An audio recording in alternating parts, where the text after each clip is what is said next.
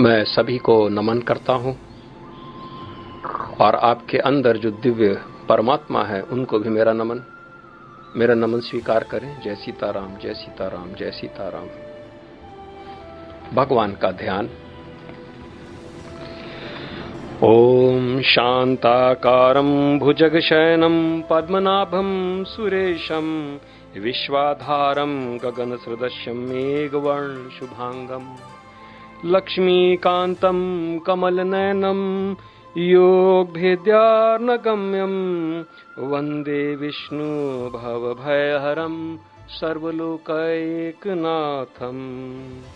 शांत रूप शेषशायी नाभि में कमल धारण करने वाले, देवों के देव, विश्व के आधार, आकाश के समान व्यापक, मेघ के समान नीलवर्ण, शोभा युक्त जिनके अंग, लक्ष्मीनाथ कमल नयन, योगी जनों के ध्यान में आने वाले, संपूर्ण लोक के नाथ, सांसारिक भय के दूर करता व्यापक विष्णु के लिए मेरा नमस्कार है।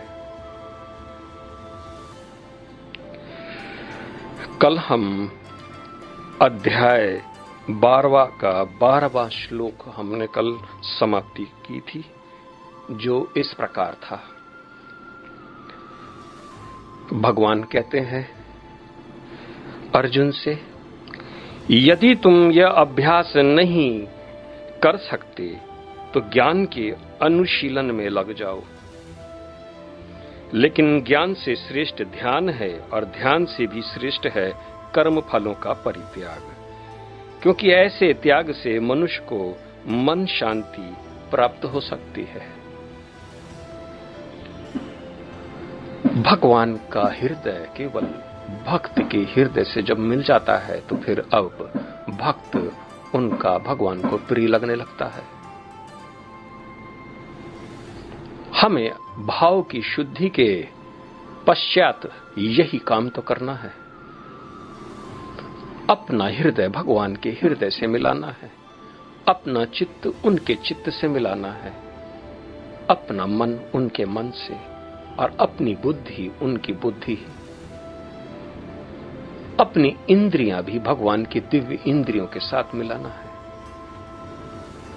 कहने का तात्पर्य है कि जो उनको प्रिय हो वही कार्य करना है। जब हमारे हृदय में वही प्रिय हो जाते हैं तो भगवान के हृदय में भी हम उनके प्रिय हो जाते हैं। और यही अर्जुन और श्री कृष्ण भगवान का यही रिश्ता था। इसी रिश्ते की मर्यादा को रखने के लिए भगवान ने अपना समस्त सब कुछ अर्जुन को बता दिया। अपना वो औरस तेजस रूप जो अभी तक पृथ्वी के मनुष्यों ने कभी नहीं देखा था, उसको भी भगवान ने दिखा दिया। भगवान केवल जिनके हृदय पवित्र है उन्हीं को धारण करते हैं। और हृदय केवल अपने भावों की शुद्धता पर ही निर्भर करती है। अगर हम छाती पीट लें और रोज कहें कि मेरा हृदय शुद्ध है, और इस सारे संसार में लोगों से ईर्ष्या, द्वेष इत्यादि हम करते रहें, तो ये मेरा हृदय अपवित्र ही रहा। केवल कहने से कोई लाभ न होगा।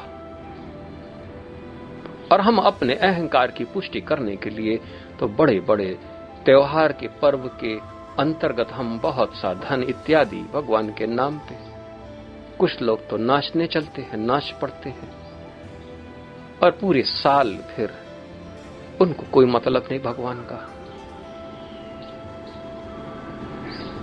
भगवान भी चाहते हैं, इसलिए तो ये चाहत ही, ये ब्रह्मानंद की जो चाहत है, इसी के कारण ये सृष्टि का निर्माण हुआ है। आखिर वो किसको चाहते हैं?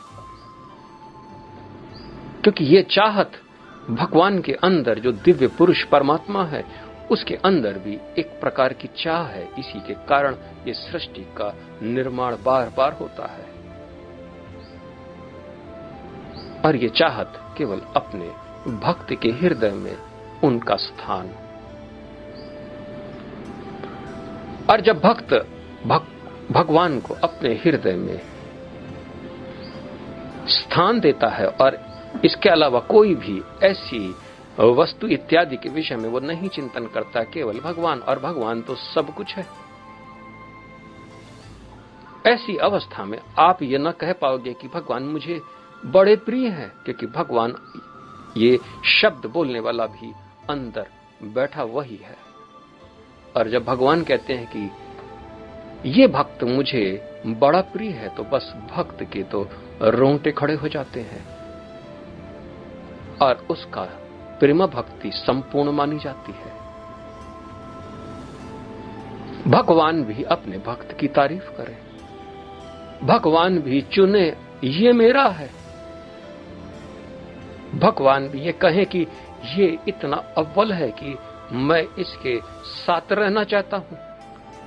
पहले आप कहते थे कि भगवान को मैं प्राप्त करूं, लेकिन यहां भगवान उल्टा कहते हैं अपने भक्त से कि मैं इसे अपने साथ अपनी मित्रता के रूप में, और जो भी ये जैसा भी रिश्ता रखना चाहता है, इसको मैं अपने साथ रखना चाहता हूं, क्योंकि इसका हृदय अत्यंत पवित्र है और इसमें मेरा ही स्थान है। भगवान भी इसी प्रकार से अपने भक्तों के लिए ललाहित हो जाते हैं। वो भी अपना वैकुंठ धाम छोड़कर भक्ति के हृदय में वास करते हैं। भक्त के हृदय में भगवान के सिवा और कुछ भी नहीं। उसकी मन, बुद्धि, चित्त और अहंकार सब अपने भक्ति के हृदय के भीतर है। और भक्त इसीलिए तो कहता है कि तेरे और मेरे में कोई अंतर नहीं, क्योंकि वो अपने भीतर उस अथाह अव्यक्त परमात्मा को व्यक्त होते हुए अपने अंदर वो देख लेता है। इसलिए अव्यक्त और व्यक्त की अब महिमा केवल भक्त के द्वारा ही गाई जाती है। वो कहता है कि वो अव्यक्त को मैं प्रकट कर देता हूं, क्योंकि वही मेरे अंदर मेरे रूप में व्यक्त है। भक्ति वही चरम, वही उसी को चरम भक्ति के रूप में जानो, जहां पर जीवात्मा और परमात्मा दोनों आमने सामने एकत्व को प्राप्त हो रहे हैं। ये योग है। आप स्थूल ध्यान से आरंभ करते हैं मंत्र योग के द्वारा, फिर ज्योति ध्यान हठ योग के द्वारा, और बिंदु लय योग के द्वारा। लेकिन राजयोग में ब्रह्म का ध्यान, और ब्रह्म वही अव्यक्त और व्यक्त की परिभाषा अब यहां नहीं रहती, क्योंकि भक्त के अंदर जो व्यक्त हो चुका है उसको आप अव्यक्त नहीं कह सकते। इसलिए भगवान सुगमता से साथ ये अर्जुन से कह रहे हैं कि मेरी भक्ति इसलिए तुम साकार रूप में करो। और भगवान को आप उनके परम जो भक्त हैं उनके भीतर आप देख सकते हैं, क्योंकि भक्त और भगवान के अंदर भेद नहीं। ये पहले भी भगवान ने ऐसा बताया। लेकिन वो भक्त होते कौन से हैं? भगवान को क्या प्रिय है, अब हम लोग ये जान ले, समझ ले। आपको ये संसार प्रिय है, लेकिन जो संसार का पालन करता है, जो सृष्टि को रचना करता है, जो इसको लय कर देता है, अरे उससे भी पूछ लो कि आपके लिए क्या प्रिय है। और तुमको जो प्रिय होगा वही कार्य मैं करूंगा। ये क्या भक्ति नहीं है? हमको जो प्रिय होता है वही हम भगवान से कहते, भगवान मेरा ये काम बना दो, मेरा ये बना दो, मेरा वो बना दो। लेकिन तुम्हारा भी तो कोई कार्य होगा, और यही कार्य के लिए तुम बार बार अवतार लेते हो। इस क्षुद्र मनुष्य योनि में तुमको जन्म लेना पड़ता है। ये बड़ा कष्टकारक है। तुम ना आओ, तुम्हारा काम मैं कर देता हूं। आप भगवान का कार्य करते हैं, तभी तो भक्ति है। भक्त किस प्रकार से भगवान को प्यार करता है, प्रेम करता है, अनुराग रखता है, भक्ति करता है, ये भक्त के सिवा और कोई नहीं जानता, क्योंकि ये भाषा अव्यक्त है। लेकिन उस व्यक्त के लिए आखिर हम भी तो व्यक्त हैं, इसलिए हमको व्यक्ति के रूप में हम लोगों को जाना जाता, क्योंकि जो व्यक्त है उसमें शक्ति निहित हो जाती है, इसलिए हम अपने को कहते हैं व्यक्ति। हमारे शरीर के अंदर भी शक्ति और पुरुष का मेल, इसी के कारण हम आज जीवन जीवित है। हम अपने को व्यक्ति के रूप में जानते हैं, ये वही अव्यक्त है और जो कि व्यक्त हो चुका है। भक्त कितना शिरोमणि है कि भगवान भी उसको चाहने के लिए सब कुछ त्याग करके उसके हृदय में वास करने की वो उनकी अनुपम चेष्टा है। इसको भी हम समझ लें। हम 13वां और 14वां श्लोक को एक साथ हम पढ़ते हैं, क्योंकि इसको दोनों को एक साथ पढ़ने में ही इसकी महिमा है। भगवान कहते हैं, जो किसी से द्वेष नहीं करता लेकिन सभी जीवों का दयालु मित्र है, जो अपने को स्वामी नहीं मानता और मिथ्या अहंकार से मुक्त है, जो सुख दुख में समभाव रहता है, सहिष्णु है, सदैव आत्मतुष्ट रहता है, आत्म संयमी है, तथा जो निश्चय के साथ मुझ में मन तथा बुद्धि को स्थिर करके भक्ति में लगा रहता है, ऐसा भक्त मुझे अत्यंत प्रिय है। भक्ति की भी श्रेणियां, जो अपने को कहे मैं भक्त हूं लेकिन सारे संसार से ईर्ष्या भाव, अपने अहंकार की तुष्टि करने में लगा है, अपने को पुजवाने में लगा है कि मुझे मानो, नहीं तो मैं तुम्हारा ऐसा वैसा कर दूंगा, क्योंकि मैं ही सत्य हूं और तुम मुझे नहीं मानोगे तो फिर मैं तुमको नष्ट कर दूंगा। अपनी प्रभुत्व ऐसे कोई दिखाता है। लेकिन भगवान कह रहे कि जो संभाव रहता है, जैसा मैं हूं वैसा तुम, मेरे और तेरे में कोई अंतर नहीं, जो सारे संसार में इस प्रकार का भाव रखता है कि मैं न बड़ा न तू छोटा, न तू छोटा और न मैं बड़ा, न मैं छोटा और तू कैसे बड़ा, ऐसे इतना संभाव है उस आदमी के अंदर,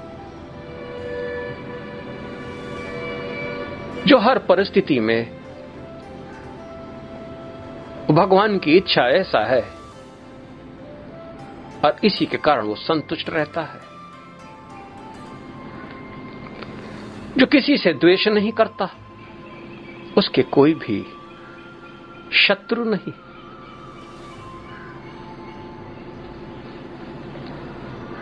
और सभी जीवों का दयालु मित्र है। एक बार मित्र बन के तो देखो। मित्र बनना आसान नहीं है, और जब आप किसी के मित्र बनते हैं तो फिर आपको उनकी चिंता करनी पड़ती है कि वो ठीक है, और अगर मित्र ज्ञानी है तो फिर अपने अज्ञानी मित्र को भी ज्ञान से परिपूर्ण करने की भरपूर चेष्टा करता है, क्योंकि उसको भी इसी प्रकार से अपने जैसा देखता है कि मैं भी तो इसी कारण कष्ट में था, और ज्ञान के सिवा देने का कोई और दूसरा रास्ता नहीं है, तो किसी न किसी तरीके से हमें ज्ञान ही तो देना है। वही सबसे बेहतरीन वस्तु है ज्ञान के सिवा। संभाव का अर्थ यही हो गया कि अगर आप अब बहुत ज्ञानी हैं तो सबको ज्ञानी बनाए, अगर आप बहुत धनी हैं तो सबको धनी बनाए, अगर आप भक्त हैं तो सबके अंदर वो भक्ति भाव को आप स्थापित कर दें, अगर आप प्रबुद्ध हैं तो सारे संसार को प्रबुद्ध बना दें। यही तो संभाव है। और किसी प्रकार के स्वामीपन से, यानी कि ये मैं और मेरापन, वो अपने देह का भी स्वामी नहीं होता है, क्योंकि ये देह भी भगवान का ही है। किसी कारणवश उसको ये प्राप्त हुआ है और वो कारण को पूर्ति करने के लिए वो सदैव चेष्टा में लगा रहता है। और ये जो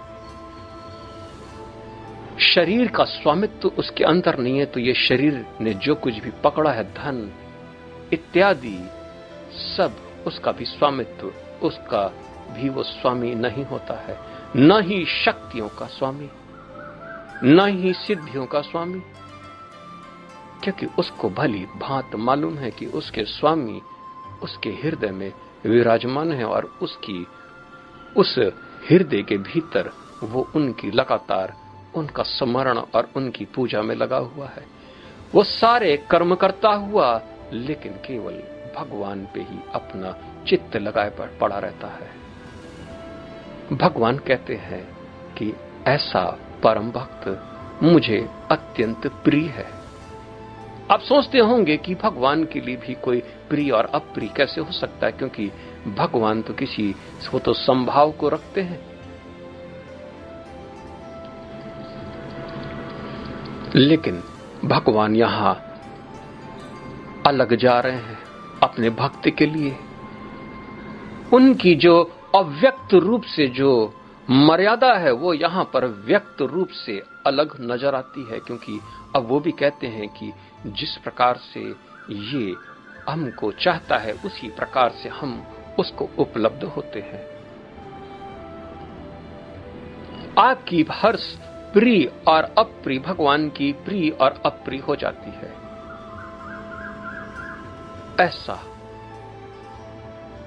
ऐसा भक्त भगवान को अत्यधिक प्रिय है, परम है। आप ये सोचे, ध्यानपूर्वक देखें कि आप भगवान को प्रिय हैं बस, और ये बात अगर आपको पता चल जाए तो आपका जन्म सफल हो गया। तो ये तो पैमाना है, इस पैमाना में बार बार अपने को रोज कसना है। हम क्या भगवान को प्रिय हो सकते हैं? हम क्या प्रिय नहीं है? ये आपको बार बार सोचना है, देखना है। हम पुनः आगे बढ़ते हैं 15वें श्लोक में। भगवान कहते हैं, जिससे किसी को कष्ट नहीं पहुंचता तथा जो अन्य किसी के द्वारा विचलित नहीं किया जाता, जो सुख दुख में, भय तथा चिंता में संभाव रहता है, वह मुझे अत्यंत प्रिय है। आपके शरीर से अगर किसी को कष्ट पहुंचता है तो ये बात ठीक नहीं है, क्योंकि भगवान कह रहे हैं कि ये ठीक नहीं है। आपकी सारी समस्त कोशिश ऐसी ही होनी चाहिए कि हमारे शरीर से कभी किसी को कष्ट न हो। लेकिन अगर आप ध्यानपूर्वक देखें, मर्यादा पुरुषोत्तम श्री राम ने सैकड़ों असुरों का और राक्षसों का वध किया।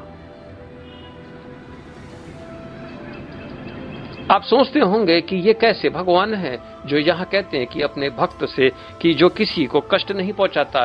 राम भगवान ने तो इतने राक्षसों को कष्ट दिया। गलत है ये, इस प्रकार से अवधारणा न रखें। असुर और राक्षस का कल्याण केवल उनको दंड देने के कारण ही होता है। उनका कल्याण केवल दंड देना। और भगवान राम ने इतने असुर और राक्षसों को दंड देकर उनका कल्याण ही किया है, क्योंकि जो जिसके लायक होता है उसको वही दिया जाता है। कल्याण है, इसमें कल्याण है।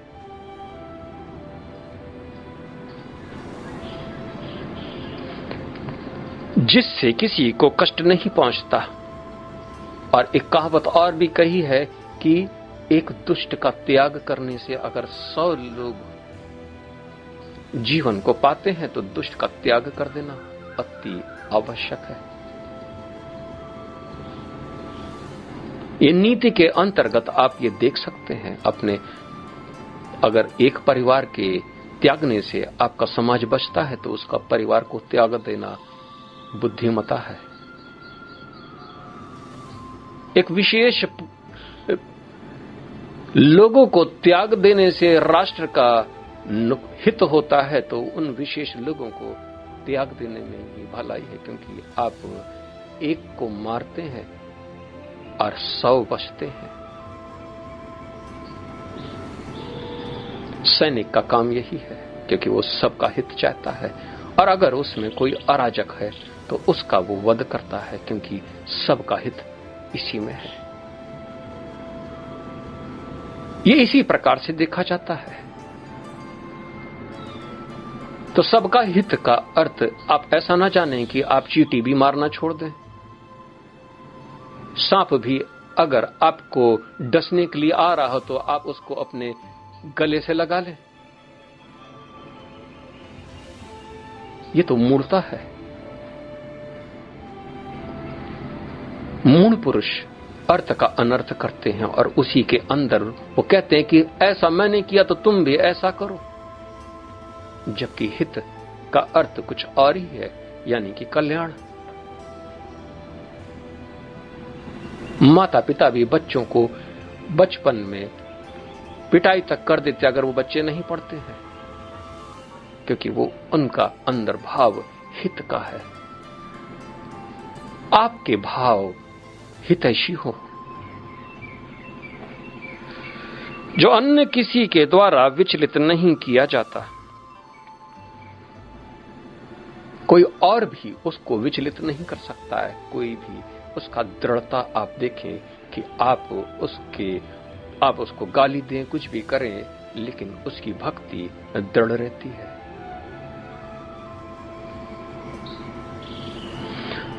क्योंकि सुख और दुख में वो अपने आप को बराबर भगवान का ही स्मरण करते हुए, न सी सुख है न ही उसके लिए दुख है। सुख और दुख तो केवल मन की धारणाएं हैं, मन के धर्म, और वो मन से जो ऊपर चला गया है वो अपने सुख की क्या कामना। और दुख उसको कैसे प्राप्त होगा अगर उसके पास ज्ञान है, अगर उसके हृदय में भगवान सदैव निवास करते हैं, तो उस ऐसे परम भक्त को सुख और दुख की कभी भी कोई जरूरत ही नहीं है। उसको तो आनंद की अवस्था प्राप्त हो गई और वो अब मन के कलेशों से अब वो विमुक्त हो चुका है। न ही उसके अंदर किसी प्रकार का भय और न ही किसी प्रकार का चिंता। आखिर चिंता क्यों करें, क्योंकि अब तो मन चिंतन में लग गया है। भय तो केवल अज्ञानता के कारण ही है, और अब अज्ञानता है नहीं उसके अंदर, क्योंकि वो दिव्य ज्ञान को प्राप्त करने के पश्चात उसने निश्चय किया है, निश्चय कि मुझे भगवान में सदैव रत रहना है, और वो इस रत को ही व्रत मान ले तो बात ही क्या है। अब रोज रोज के व्रत करने से अच्छा है कि केवल एक रत में लग जाए और उसी को कह दे कि यही मेरा व्रत है। भक्ति तो अत्यंत परम है, और भगवान यहां पर उसकी प्रशंसा करते जा रहे हैं। और चूंकि भक्त भक्ति को सदैव अपने हृदय में बसा के रखता है, इसलिए भक्त भी प्रशंसनीय हो गया है। जो भय और चिंता में संभाव है, आप झूठ बोल पाओगे, क्योंकि आपको भय है कि मेरा कुछ गलत ना हो जाए। लेकिन जो भक्त होता है वो झूठ नहीं बोलता है, क्योंकि वो निर्भय है। आपको बड़ी चिंता सताती है, लेकिन भक्त जो होता है वो चिंता उसको बिल्कुल नहीं सताती। उसका जीवन कैसे चलेगा, उसकी चिंता उसको नहीं करनी है। आप सवेरे से शाम तक भय से व्याकुल, चिंता से में डूबे हुए, लेकिन भक्त न भय से व्याकुल और न ही किसी प्रकार की कोई भी चिंता। इसलिए तो भगवान का वो प्रिय है। अब भगवान उसको चाहते हैं, खूब चाहते हैं उसको, इसलिए उसके अंदर ऐसी अलौकिक दिव्य प्रभुता है जो आपके अंदर नहीं है। आप भी ये धारण कर सकते हैं। ये तो पैमाना है। भगवान बता रहे कौन मुझे प्रिय है और कौन मुझे अप्रिय है। यहां पर तो प्रिय, जो प्रिय है उसी की महिमा भगवान बताने में लगे पड़े हैं। और हम आगे बढ़ते हैं 16वें श्लोक में। भगवान कह रहे हैं, मेरा ऐसा भक्त जो सामान्य कार्यकलापों पर आश्रित नहीं है, जो शुद्ध है, दक्ष है, चिंता रहित है, समस्त कष्टों से रहित है और किसी फल के लिए प्रयत्नशील नहीं रहता, मुझे अतिशय प्रिय है। भक्ति की महिमा भगवान गाते जा रहे हैं।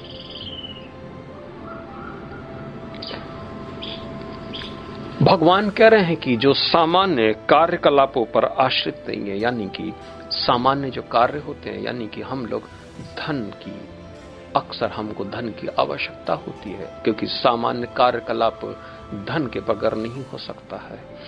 और धन कैसे कमाए, आप इसमें अनुरक्त हो जाते हैं कि आखिर हमको कौन सा कर्म करना चाहिए जिससे कि हम प्रचुर मात्रा में धन कमाएं।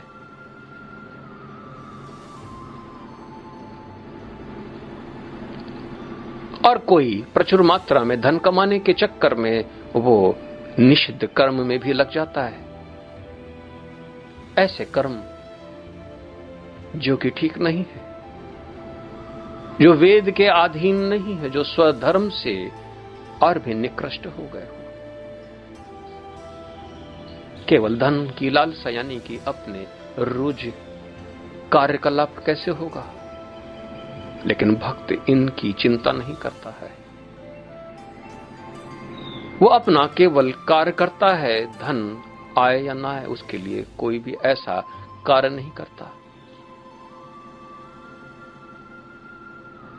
और धन कमाने के लिए भी न ही वो शिष्य बनाता है कि 4-10 शिष्य बना ले, धन तो आता रहेगा। 10 लोगों के घर जाएंगे, कोई ना कोई तो कुछ तो देगा ही।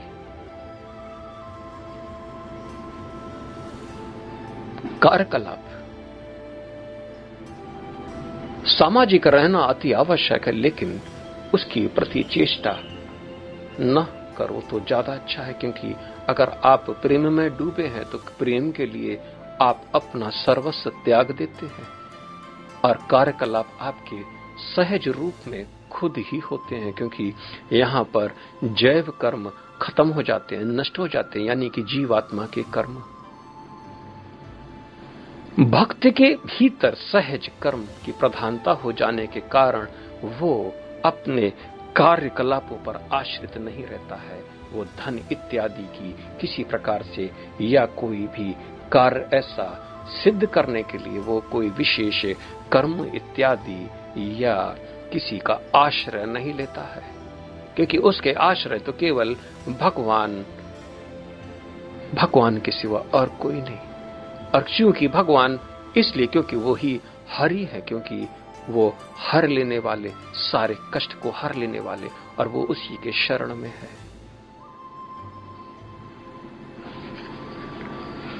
भगवान कहते हैं जो शुद्ध है, जो पवित्र है, जो बाहर भीतर, जो यम और नियम दोनों को धारण करके जो पवित्र है,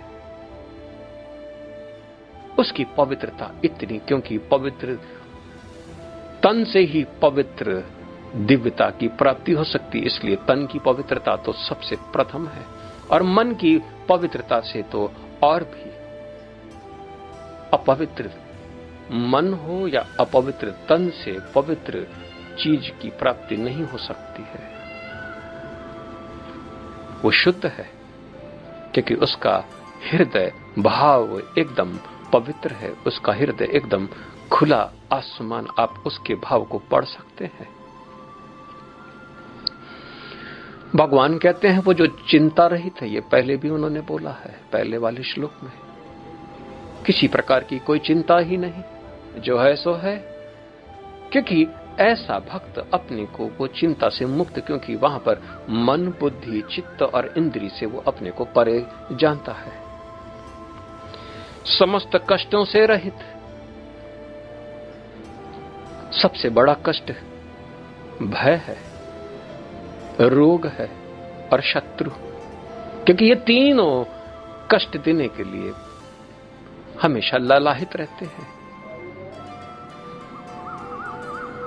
जो विदेह हो गया है, जो ज्ञान को प्राप्त हो गया है, जो किसी से द्वेष नहीं करता, जो किसी भी को अपना शत्रु नहीं मानता है, और जो योग में तत्पर होने के कारण हमेशा निरोग की अवस्था को प्राप्त होता है, क्योंकि वो चिंता में, क्योंकि सारी जड़ तो केवल चिंता ही है, चिंता से ही रोग की प्राप्ति होती है।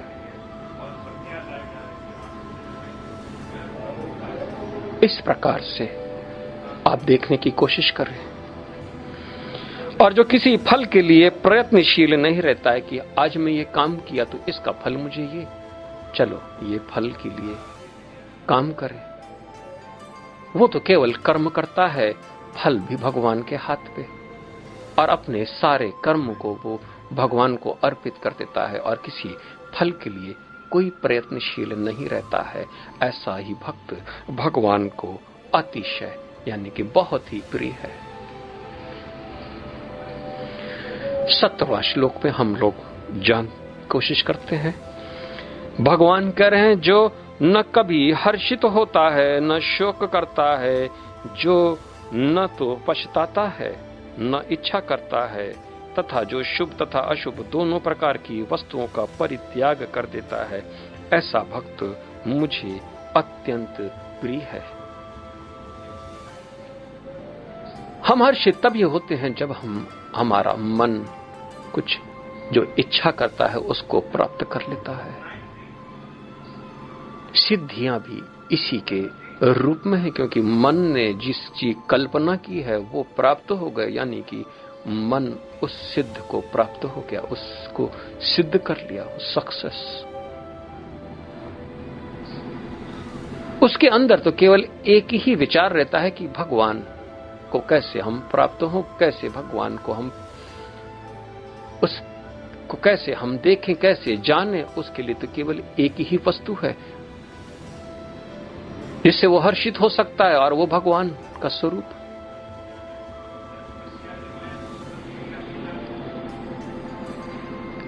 एक बच्चा अगर अपनी मां को बहुत प्यार करता है और उसकी मां अचानक बिछड़ जाती है, उस बच्चे के सामने आप कुछ भी ला दें, खिलौना रख दें, वो तो कहेगा कि मुझे मां चाहिए। उन चीजों में उसको वो हर्षित नहीं होता है।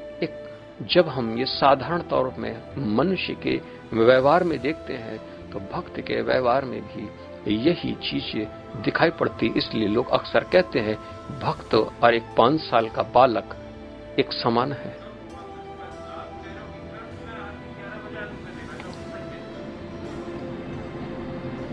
भक्त और एक 5 साल का बालक एक समान होते हैं।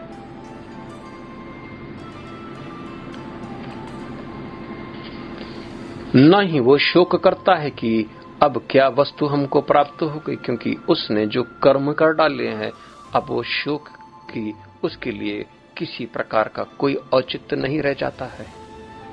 कल हमने आपको बताया था शोक करने का कोई आधार ही नहीं है, क्योंकि अब तो उसने मन बना लिया है कि अब भगवान की ही बात करना है और भगवान की ही चर्चा करना है। प्रबुद्धता के विषय में ही हमको लोगों को बताना है और कुछ नहीं करना है। अब क्या शोक है?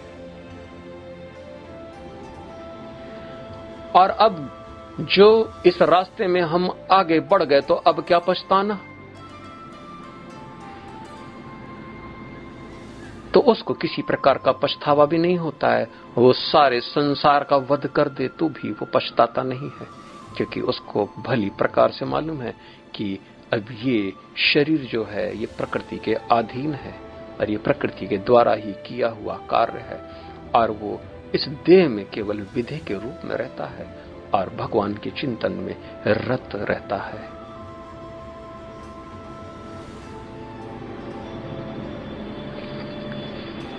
न इच्छा करता है, क्योंकि वो उसका मन पहले ही शून्यता की प्राप्ति में शून्य को प्राप्त हो जाता है, और मन जब है ही नहीं तो फिर इच्छा क्या। उसको अंदर भगवान से मिलने की इच्छा भी नहीं रहती है, क्योंकि वो भगवान के भीतर ही वो है और उसके भीतर भगवान है, दोनों एक दूसरे के भीतर। किसी ने कहा कि भाई तुम राम नाम क्यों नहीं लेते हो, तो हमने कहा उससे कि राम जब हृदय में व्याप्त हो जाए तो राम नाम लेने का कोई अर्थ नहीं रह गया। उसने कहा ये बात आप सिद्ध करें।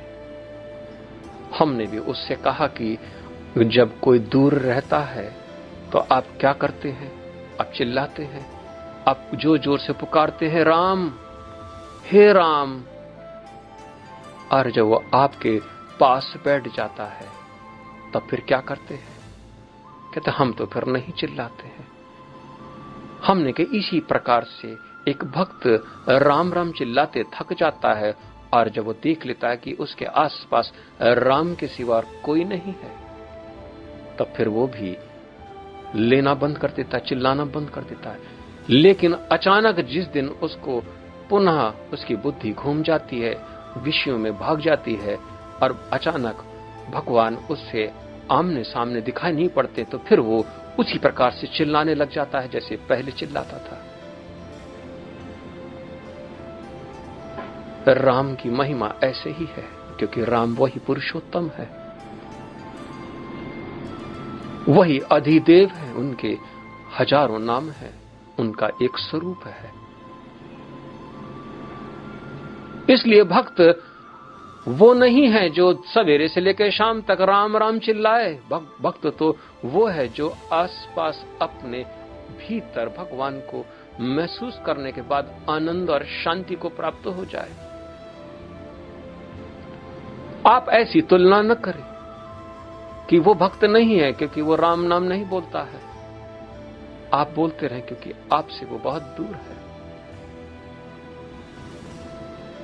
और वो राम राम तो सबको बोलता है, क्योंकि वो सब के अंदर राम को ही देखता है, इसलिए वो राम राम बोलता है।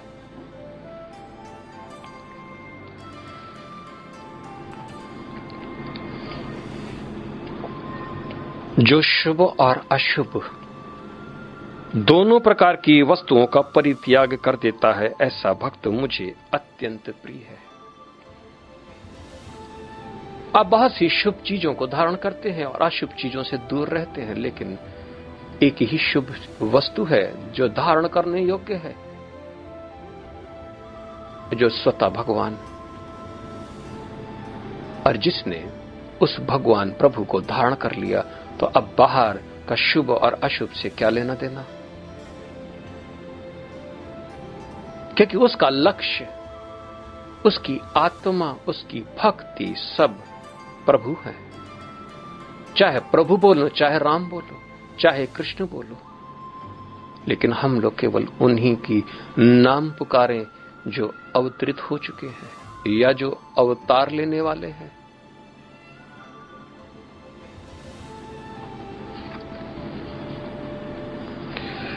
अठारहवां और 19वां श्लोक को हम दोनों एक साथ पढ़ेंगे।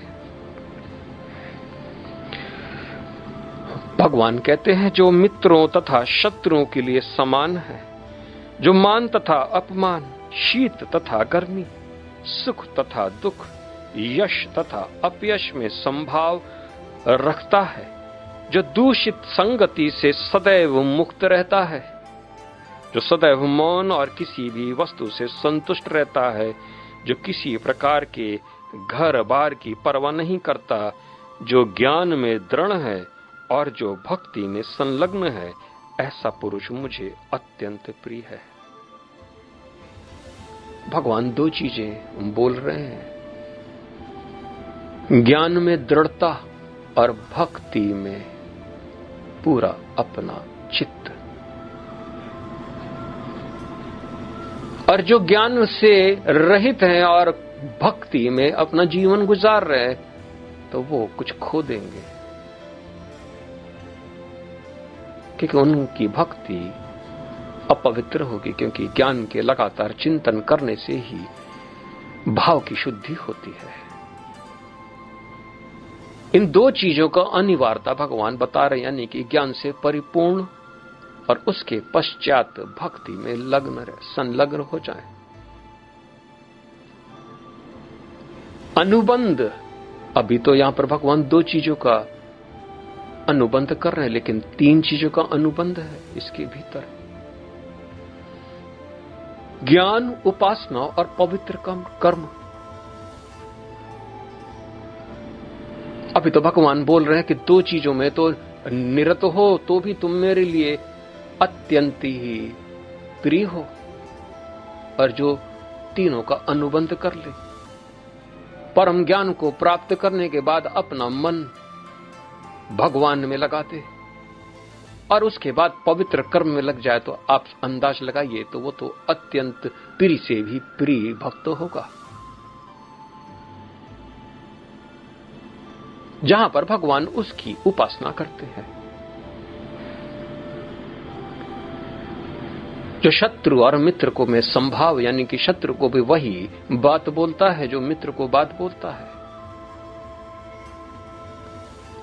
जो सर्दी और गर्मी में भी एक समान देखता है, यानी सर्दी भी अगर क्लेश देता है तो गर्मी भी क्लेश देता है, अगर सर्दी भी फायदा देता है तो गर्मी भी उतनी ही फायदा, दोनों एक समान है और ये आते जाते रहते हैं। इसकी क्या चिंता करना, ये तो आएगा ही और ये तो जाएगा ही, बस संभल के रहना है। जो मान और अपमान में बराबर, आप उसका मान कर लें तो ठीक है, नहीं करते हैं तो कोई बात नहीं। अगर आप उसका अपमान करते हैं तो भी ठीक है, क्योंकि मान वही करता है जो स्वतः जिसके अंदर मान हो, और अपमान वही करता है जो अपमान को ग्रहण करता है। जिसके अंदर जो है वही तो देगा। और ये भक्त जीव जो भी होते हैं वो भली प्रकार से जानते हैं कि इसके पास तो केवल अपमानित ही है, अपमानी है, तो ये क्या करेगा, इसके सिवा और क्या देगा। इसलिए वो अपने को पुजवाने में नहीं लगे रहते हैं। वो पहले ही दिन अपने आसपास के लोग जो उनसे जुड़ने आते हैं उनको पहले ही दिन ही उसी दिन मुक्त कर देते हैं।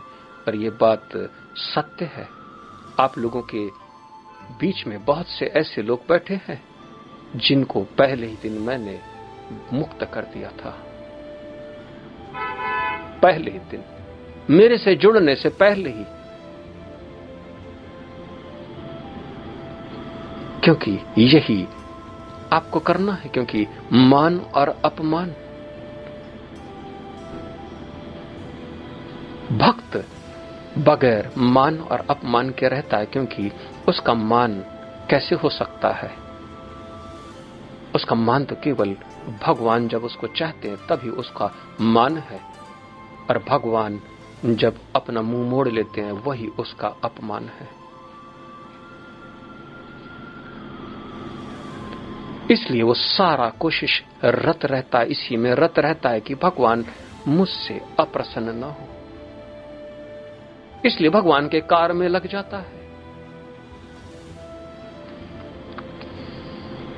जो दूषित संगति से सदैव मुक्त रहता है। कई प्रकार की स्त्रियां, कई प्रकार के पुरुष अत्यंत बड़े खोटे होते हैं, बड़े दूषित होते हैं, और हम अक्सर उनको अपना मित्र बना लेते हैं।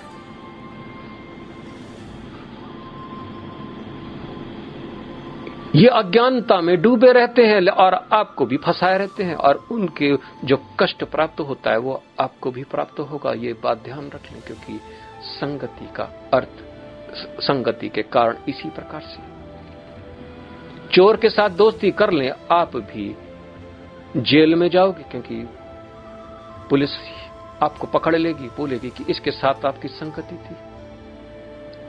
किसी वैश्या या जो किसी ऐसी दूषित स्त्री के साथ आप रिश्ता जोड़ लोगे और आप अपने को बोलोगे तो मैं तो बड़ा पवित्र था, तो संसार आपको न मानेगा। शराबी के घर रोज जाएं,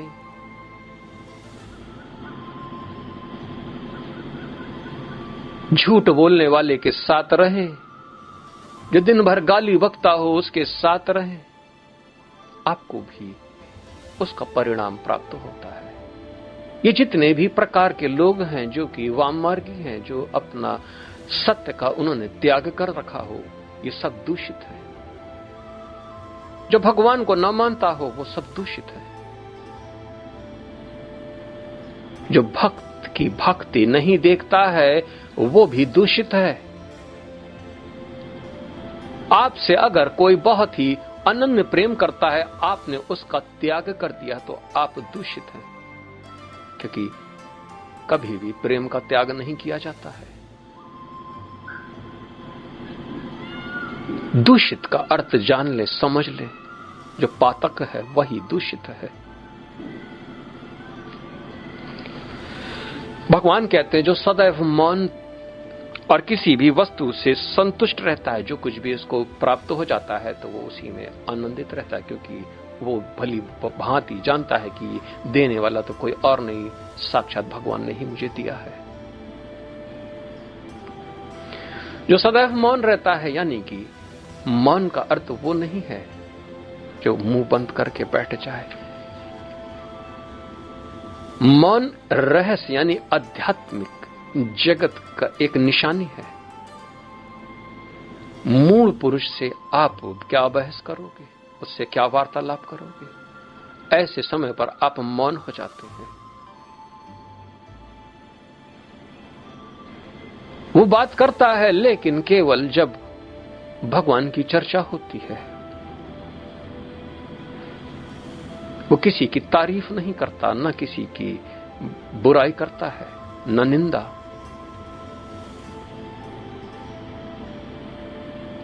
सामाजिक तौर पे वो मौन ही है, लेकिन वो ज्ञान से परिपूर्ण है। एक बार जाके आप उससे पूछे तो वो सारा ज्ञान आपके सामने उड़ेल देने की शक्ति रखता है। वहां पर वो मौन ना होगा। लेकिन जहां पर मूढ़ पुरुष होंगे वहां पर वो अपने को मौन कर लेगा, क्योंकि वहां पर सुनने योग्य कोई भी नहीं है। इसलिए वो सबसे ज्यादा रहस्यमयी है, क्योंकि यही उत्तम है। जो मुंह में पट्टी बांध के बैठ ले और कहें कि मैं मौन धारण कर लिया हूं, अब मैं भगवान को बड़ा प्रिय हूं, तो ये बात बिल्कुल कोरी गलत है, क्योंकि अंदर ही अंदर पता नहीं क्या बकवास करने में लगे हो। मौन का अर्थ जो मन से भी किसी के प्रति बात करने की इच्छा न रखे, जो तन का भी प्रयोग किसी से बात करने का इच्छा न रखे, वही अंदर और बाहर से मौन है, जो रहस्य है वादी है, जो रहस्यवादी है भीतर से, जो संपूर्ण ज्ञान का अवलोकन करने के पश्चात भी वो शांत है। अपनी महिमा के विषय में भी लोगों को बताता नहीं है, अपने को पुजवाता भी नहीं है। वही उसी को मौन धारण किया हुआ ऐसा जाने।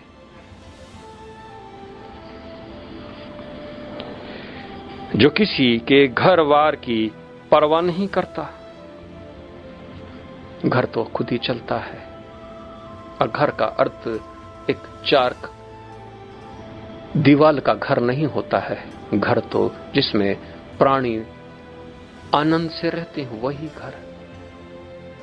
और उसका घर वो मालूम है कि उसका 9 द्वार वाला जो घर है, ये जो देह है, इसी की वो जानता है कि इसी में मैं रहूं, और बाकी बाहर इत्यादि के घर से क्या लेना देना। इसलिए घर है तो ठीक है, घर नहीं है तो भी ठीक है। वो परवाह नहीं करता। जो ज्ञान में दृढ़ है और जो भक्ति में संलग्न है, ये पहले भी मैंने बताया कि ज्ञान और भक्ति ये दोनों का कॉम्बिनेशन, यही प्रिय है भगवान को। 20वां श्लोक में भगवान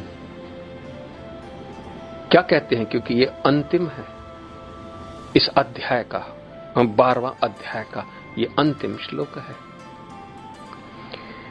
भगवान कहते हैं जो इस भक्ति के अमर पथ का अनुसरण करते हैं और जो मुझे ही अपना चरम लक्ष्य बनाकर श्रद्धा सहित पूर्ण रूपेण संलग्न रहते हैं, वे भक्त मुझे अत्यधिक प्रिय है।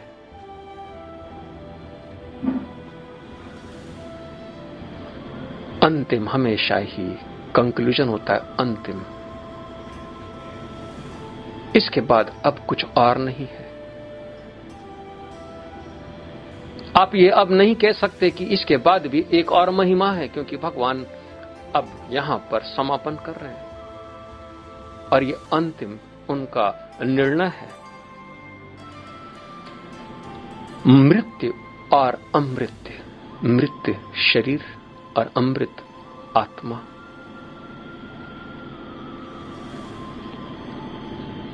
छाया पथ ही मृत है और अमृत पथ ज्योति पथ, जो ज्योति से भरा हुआ है, जो ज्ञान से संपन्न है, उपासना से संपन्न है और जो पवित्र कर्म से संपन्न है, ऐसा पथ।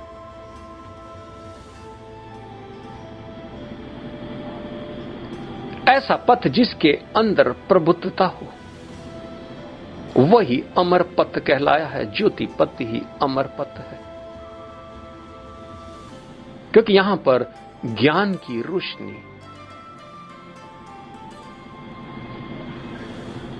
आप हर कदम में रोशनी से और नई रोशनी को प्राप्त होते हैं।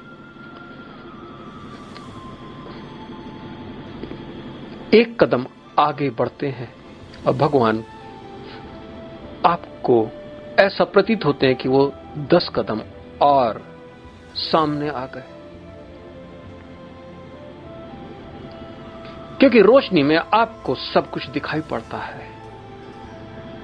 आपका मंजिल पग पग पर दिखाई पड़ता है और जो ज्ञान से संतुष्ट हो गए वो अब आगे बढ़ चुके, यानी ये वही अमर का पथ है। क्योंकि अब उनको केवल अपनी बुद्धि के साथ निश्चय कर बैठना है कि अब भगवान पे हम अब इस अमर पथ पे अग्रसर हो जाएं। इस अमर पथ के 7 चरण है। ज्ञानदा, जो कि ज्ञान की संतुष्टि। संन्यासदा, जिसमें कर्म फल की संतुष्टि। फिर योगदा, जो कि शक्ति से आप संतुष्ट हो जाते हैं। लीलोन्मुक्ति, जो समस्त लीला इत्यादि यानी कि भगवान की माया से आप संतुष्ट हो जाते हैं। सत्य के पद में आरूढ़ होकर सत्यपदा और सच्चिदानंद स्वरूप को अनुभव करना, यानी उसी परम भगवान को बहुत ही पास से देख के आनंद को प्राप्त करना, आनंद के पद को प्राप्त होना और पूर्णता भगवान में ही समा जाना, कैवल्य को प्राप्त करना, यही परात्परा है। ये अमर पथ है, इसी को भगवान कहते हैं अमर पथ। वो प्रिय नहीं है संसार में भगवान के लिए जो कि छाया पथ में ही अपना जीवन गुजारने का निश्चय करता है, क्योंकि भगवान यहां पर अपना निर्णय दे रहे हैं कि जो इस भक्ति के अमर पथ का अनुसरण करते हैं,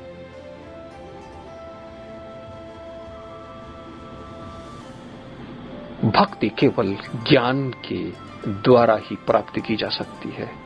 और लेकिन जो छाया लोक में रहने पर वो केवल जो भक्ति करते हैं वो केवल देवताओं की भक्ति करते हैं, क्योंकि हमेशा वो कुछ मांगते रहते हैं भगवान से।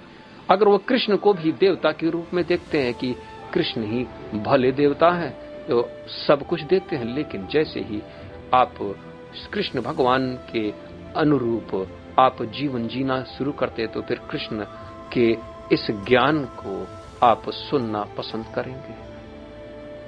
हमारे समाज में एक अवधारणा है, महाभारत न पढ़ो, श्रीमद् भागवत गीता का 11वां स्कंद न सुनो,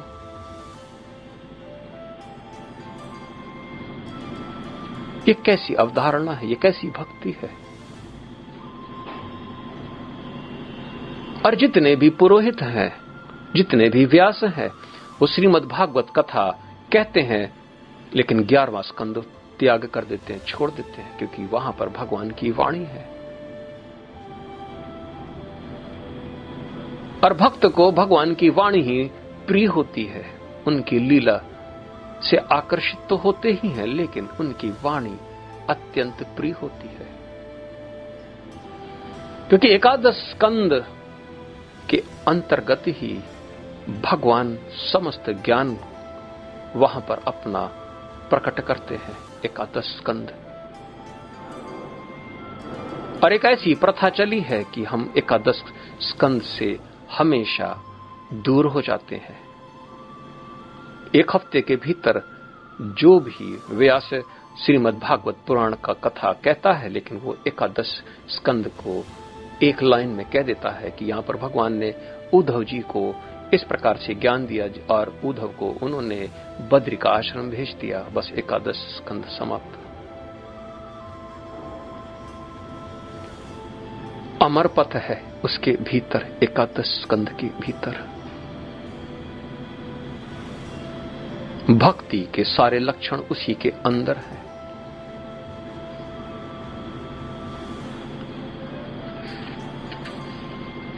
भगवान से अनुराग करना है तो एकादश स्कंद सबसे पहले पढ़ें।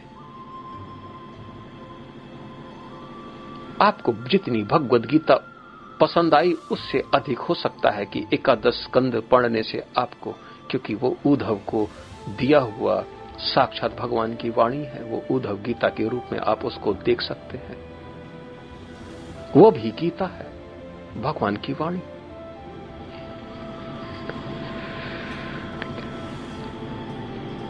जो मुझ में ही अपना चरम लक्ष्य बनाकर अगर कोई भक्त ये कहता है कि भगवान मेरे चरम लक्ष्य यानी कि गॉड रियलाइजेशन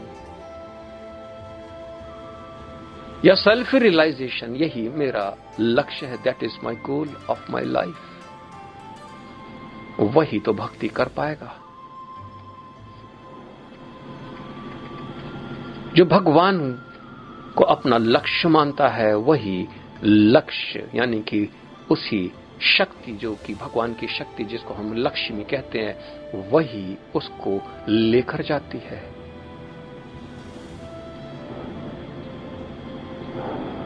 वो अत्यंत प्रिय है। एक भक्त ऐसा कल्पना करके देखे जहां पर भगवान विष्णु और भगवान लक्ष्मी दोनों मिलके उसका लालन पालन कर रहे हैं, क्या ये प्रिय नहीं है?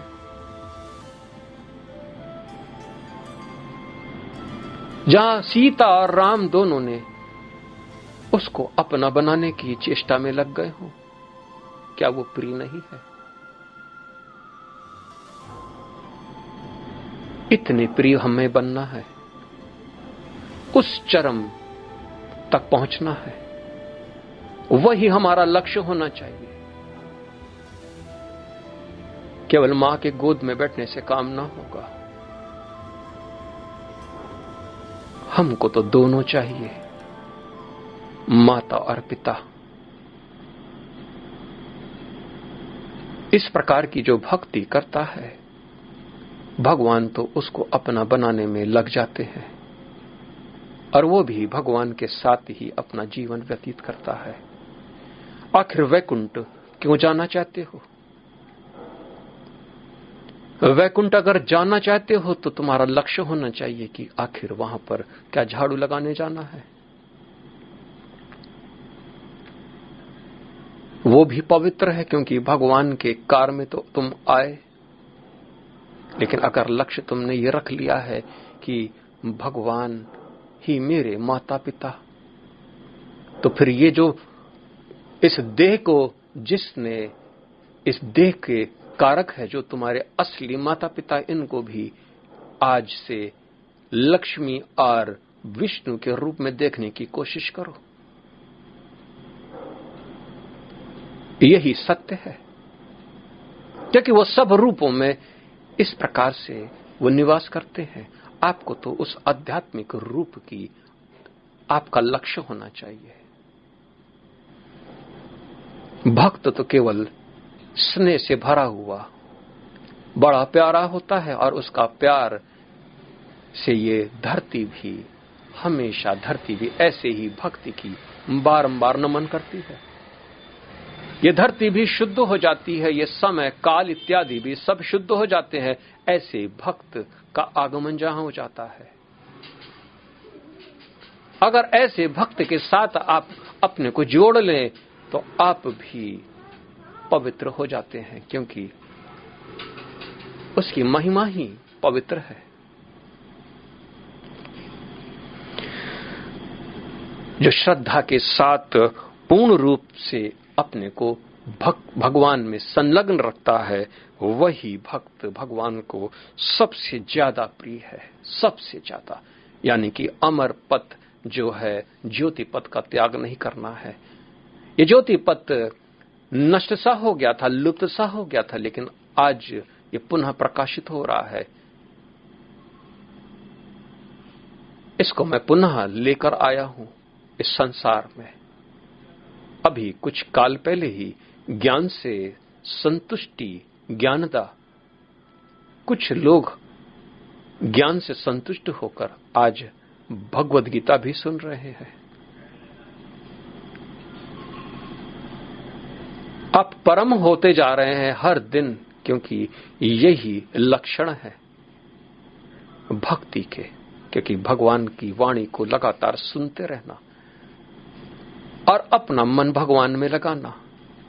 क्योंकि भगवान के जो प्रिय बनना है तो लक्ष्य अपना निर्धारित कर लें, यानी कि मुझे भगवान का प्रिय बनना है, बस केवल यही लक्ष्य, और कोई लक्ष्य न रखें।